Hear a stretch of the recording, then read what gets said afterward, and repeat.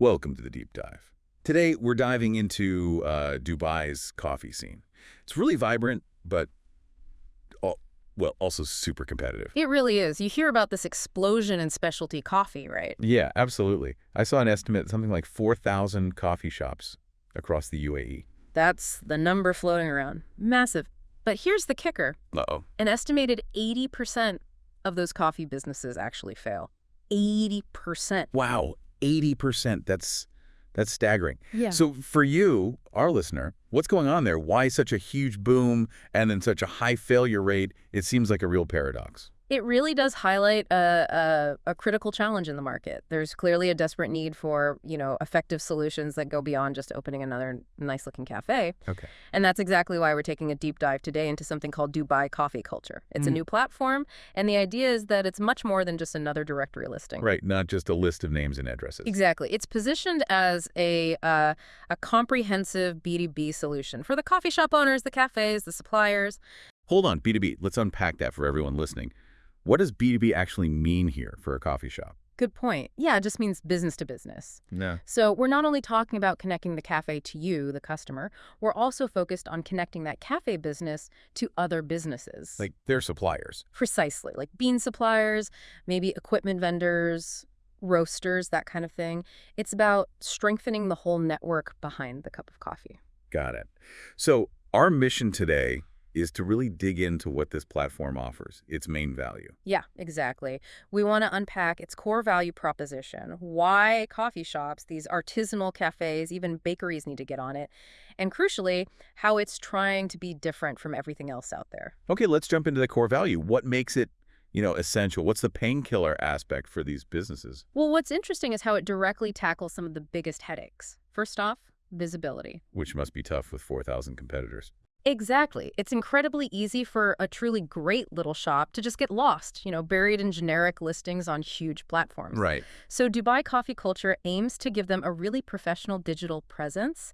Think compelling content, great design, showcasing what makes them unique, but without that hefty price tag of building a custom website from scratch. Okay, so it levels the playing field a bit, digitally speaking. That's the idea. And it focuses on connecting them with a targeted audience, people who are genuinely looking for quality coffee enthusiasts, tourists who care, locals seeking that specific experience.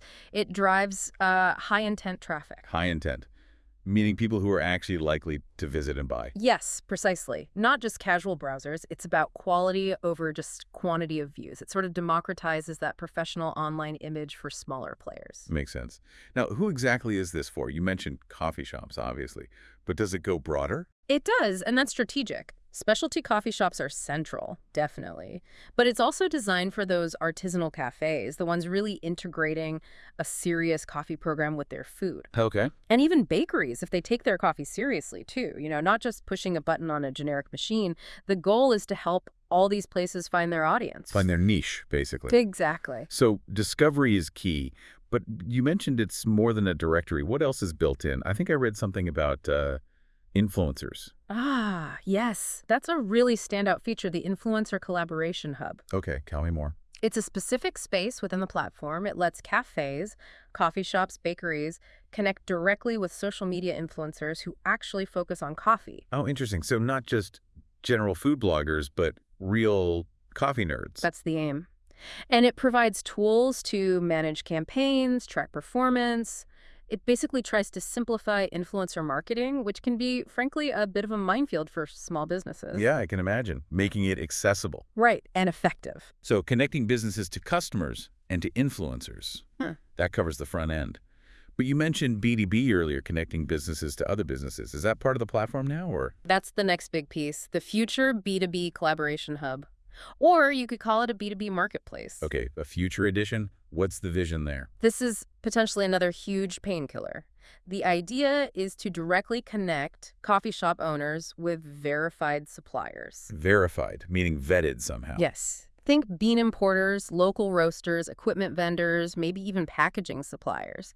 It tackles those headaches of finding reliable suppliers, knowing who to trust. The whole discovery and vetting problem. Exactly. And the lack of transparency sometimes. The plan includes things like transparent review systems for suppliers, direct messaging, basically streamlining that whole crucial back-end operation. Making the supply chain smoother and more reliable. That's the goal, offering transparency and efficiency there. Okay, this sounds pretty comprehensive, but let's talk competition. Dubai has Zomato, TripAdvisor, Google Maps. How does Dubai coffee culture plan to stand out in that crowded space? Those platforms are massive. Yeah, and that's a great question. Those huge platforms, they're often described as red oceans in business strategy. Red oceans, meaning bloody with competition. Haha. Essentially, yes. Cutthroat competition, very broad, often generic listings. Dubai coffee culture is trying a different approach, what's called a blue ocean strategy. Creating clear water, uncontested space. That's the concept, creating a new market space instead of fighting head-on. And it does this in a few key ways. First, that niche focus we talked about, deep, curated information only about the coffee experience, much more depth than a general platform. Quality over quantity again. Right.